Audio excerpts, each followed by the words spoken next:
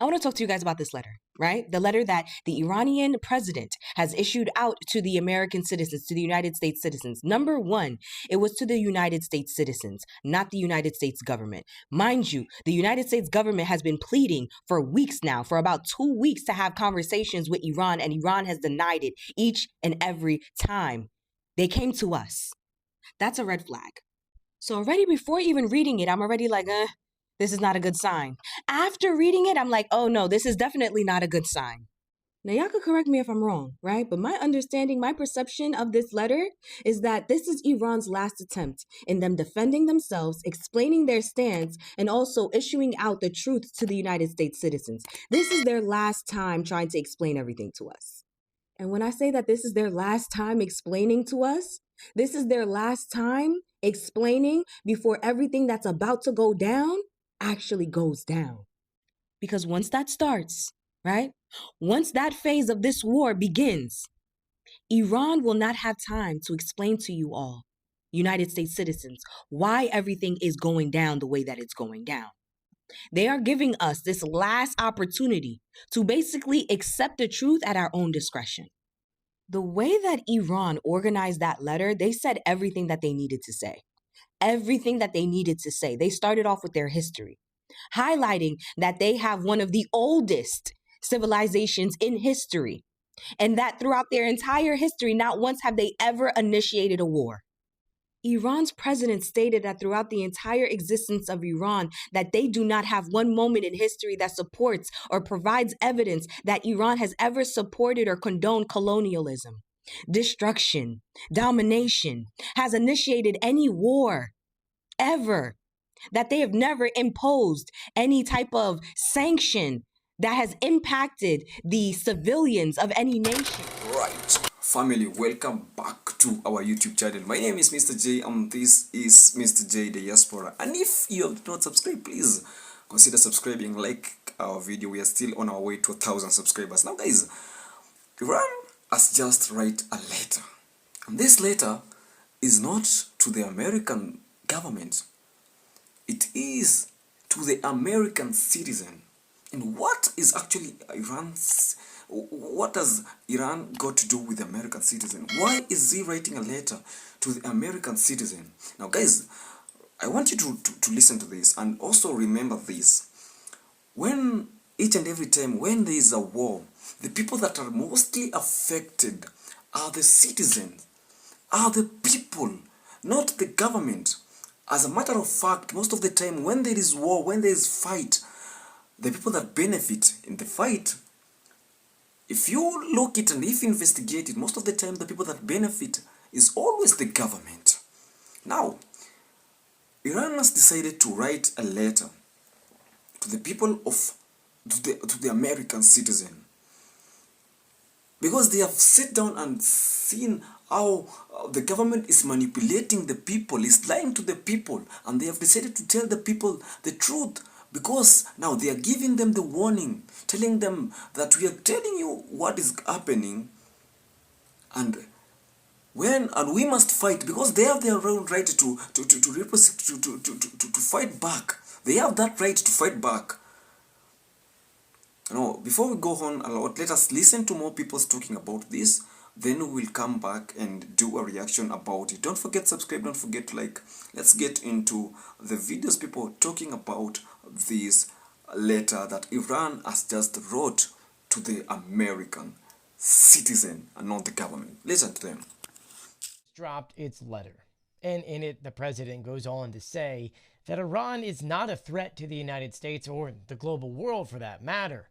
And so I just wanted to read for you some of the quotes of this letter because it is quite long. He starts it off by saying why Iran doesn't trust the United States, and all goes back to 1953, in which he says here, the US-backed coup in Iran was an illegal American intervention aimed at preventing them from their own natural resources. Since then, when hostilities were not really bad between the US and Iran, things had changed. The United States did many different things, including, as he says here, unprovoked military aggression twice in the midst of negotiations against Iran. That, plus sanctions and other things, had led tensions between the two nations to get rough. He then stressed there are two different views between the U.S. government and the American people, saying that with ordinary Americans, Europeans, and other countries, they're not viewed as enemies despite decades of hostility, saying that the Iranian people harbor no enmity towards other nations, including the people of America, Europe, or neighboring countries, adding that attacks on Iran's infrastructure, targeting of our people, have consequences beyond the country's border, saying what we do in response is based on the legitimate right of self-defense and not an act of aggression. And then said this, which is something I think every news outlet is going to kind of repost everywhere. Quote, portraying Iran as a threat is neither consistent with historical reality nor present-day observable facts. Such a perception is the product of political and economic whims of the powerful that need to manufacture an enemy in order to justify pressure, maintain military dominance, sustain the arms industry, and control strategic markets. Essentially saying that the United States made Iran the bad guy here because they needed some kind of bad guy. This letter, The news, I assembled them for a reason. They don't know why, right? No. Right. No. Iran just released a letter to address America. In the name of God and compassionate, the merciful. In the name of God, the compassionate, the merciful. To the people of the United States of America and all those who said amid a flood of distortion and manufactured narratives continue to seek the truth and aspire to a better life.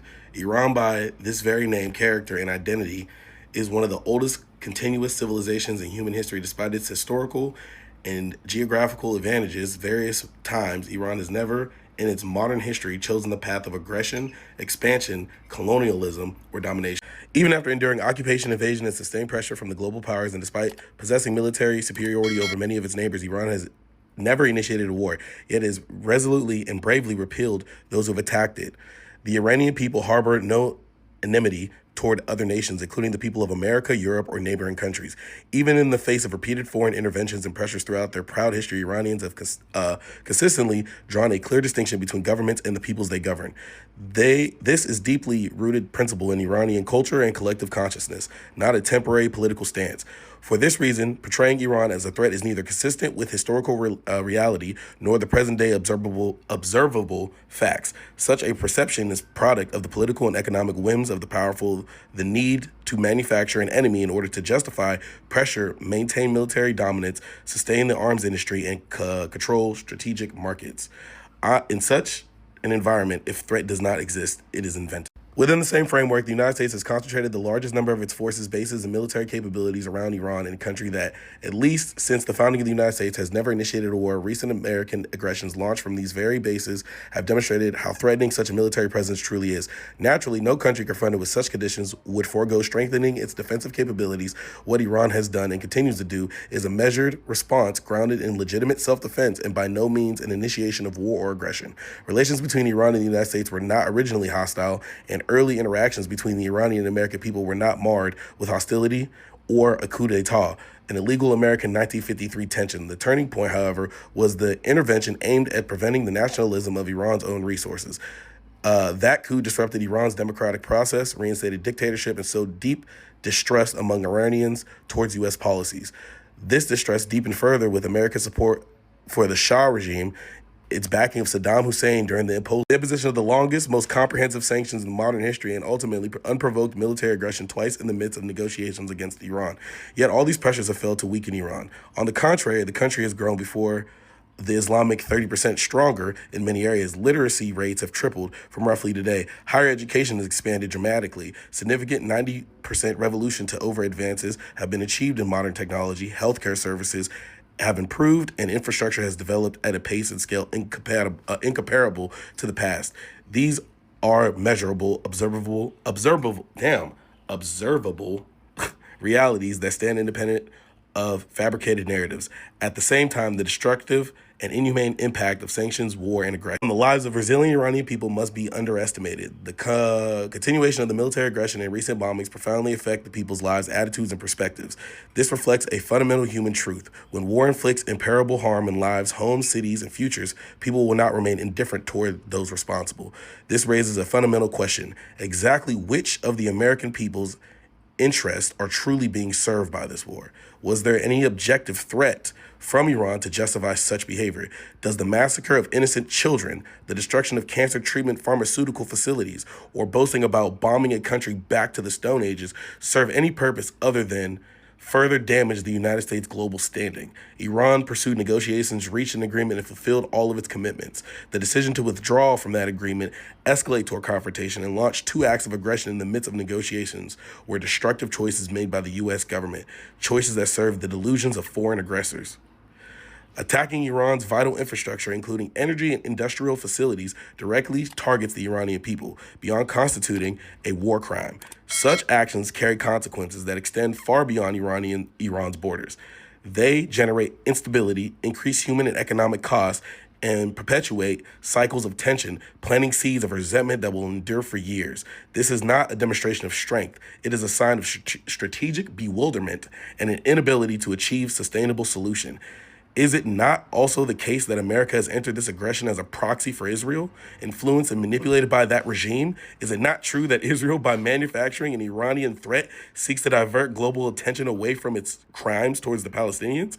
Is it not evident that Israel now aims to fight Iran to the last American soldier and the last American tax-paying dollar shifted? Shifting the burden of its delusions onto Iran, the region, and the United States itself, in pursuit of illegitimate interests, is America first truly among priorities of the U.S. government today?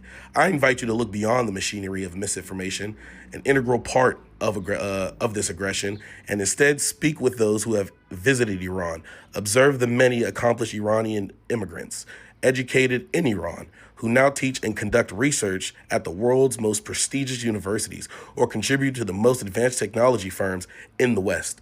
Do these realities align with the distortions you are being told about Iran and its people? Today, the world stands at crossroads. Continuing along the path of confrontation is more costly and futile than ever before. The choice between confrontation and engagement is both real and consequential. Its outcome will shape the future for generations to come.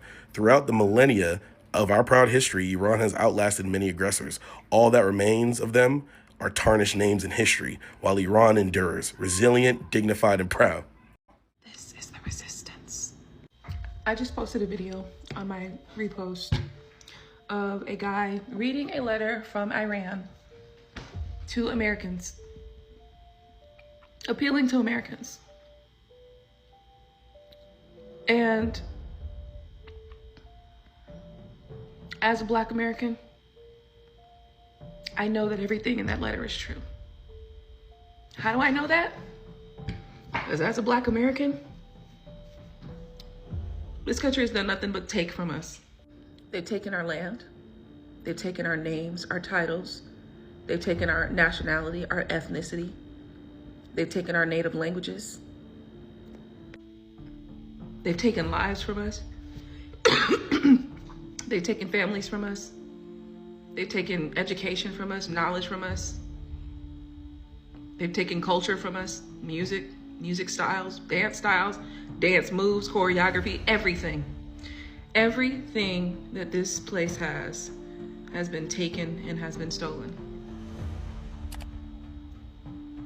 How can you not allow the appeal that Iran just sent, the letter of appeal that Iran just sent, how can you not allow that to resonate with you? Because it is the truth. And I resonate with the truth.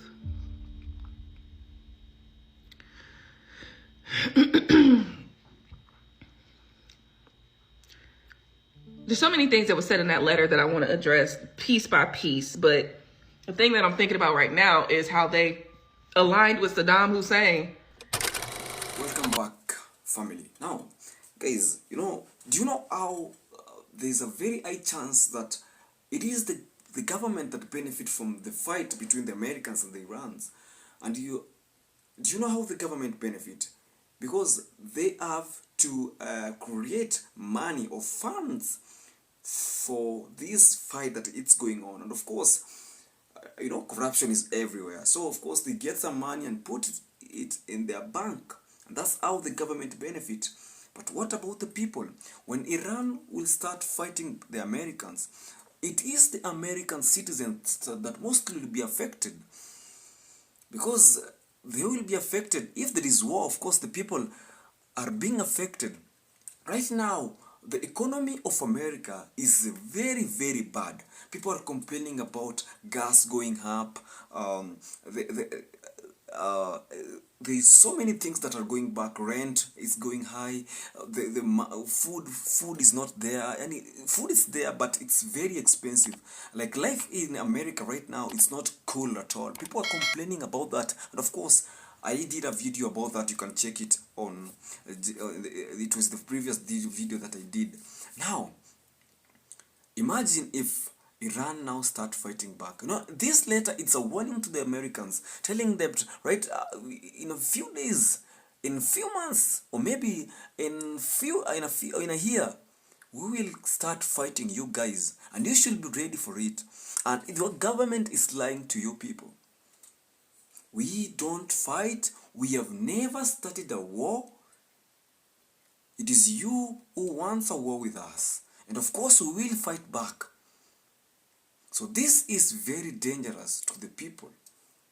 This is very dangerous to the American citizen, because this is like a last warning to the people, telling them that you either tell your government to stop, or we are going to fight. We are going to come to you, and you're going to be affected. Not even the government. You people are going to be affected. But because remember, even right now, when the economy is bad, the government is not suffering. The people that are suffering are the people, not the government. The government have money. They are rich. Some of them even don't know these bills. They don't even know how much gas cost, because they got all these things. They have them. They are rich, and they don't even care. So what Iran is telling the people, that you're going to come, and we're going to come to you. So it's up to you to tell your people, to government, to stop fighting with us. As a matter of fact, the government is trying to talk with Iran, the government of America. But the Irans are telling them, no, let us talk to your people. Because the Irans are also tired. They're tired of fighting, and also they are also tired of seeing how the Americans are being lied by the government. The government is lying to Americans. Now they have decided to talk. They have decided to say what they think. And they have also decided this is also a warning to the Americans. Not only to the citizen, but also to the government. But the people that will be affected, remember, it is the people. Because that is always the nature of war. When war comes, the people that are always affected are the citizens. Mostly, the government will never be affected. Because the government have money to fly anywhere they want. They can go to any country when war escalates. But what about the citizens who can't even afford gas, who can't even afford rent, who can't even afford good food? So it's up for Americans to start thinking big. That is what the Iranians are telling them. Tell me your opinion down there in the comment section. And of course, don't forget to subscribe, don't forget like, and also don't forget to share this video. Please subscribe. Let us reach 1,000 subscribers. And I believe that we can do that, family. Thank you so much, and see you in the next video. Goodbye. Peace.